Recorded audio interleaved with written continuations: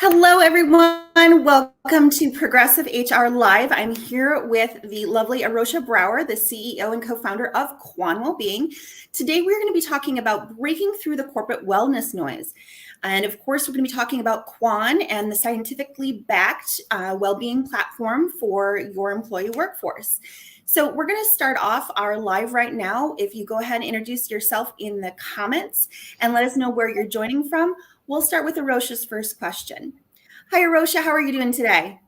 Hi, I'm doing great, Corinne. Thanks for having me. So tell me a little bit about Quan's origin story. Yeah, perfect. I guess to start with, I should probably tell a little bit more about me. I'm Arosha Brower. I have a background in digitization and performance. I've been a consultant in the space for quite some years, 15 years actually. And Quan is now approaching its 2-year birthday. I think my background is really in the space of, why is it that some teams are more innovative than others? What does a high performance team require? So I spent quite some time working with psychologists and coaches, looking at the different organizations, looking at the different kinds of teams and the things that were there to help them basically operate better. And what I spent a lot of time in was actually tech environments. And these companies are typically known for having great perks, great reasons to join.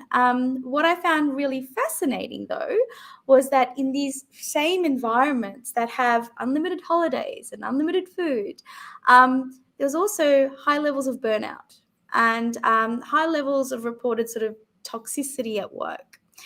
2 years ago, when COVID hit, and we saw essentially the merging of home and work life, I basically saw these perks evaporate overnight. You no longer could go to the fancy office for the free food. Work came to you. And I think it was at that moment that well-being will basically change from being a perk into a necessity. And I became very intrigued as to what was going to happen. So to better understand the problem, Quan and the founding team members spent the first year interviewing more than 500 people around the world, different leaders, employees, and it came down to three things. Firstly, well-being is hugely complicated and fairly misunderstood, and we'll talk about that a little bit later.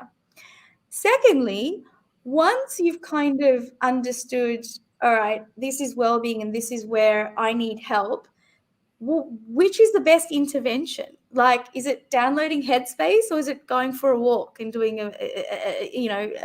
getting a dog? What is it that you should do?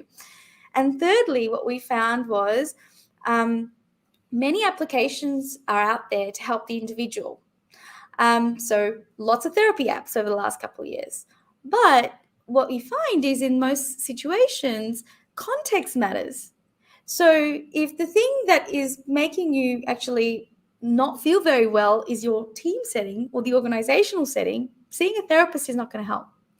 And so what Quan attempts to do is to address those three things. One, can we make people more aware of the underlying area of well-being they need to address? Two, can we then point them to the most effective intervention for them? And three, can we do it at the individual, team, and organizational level?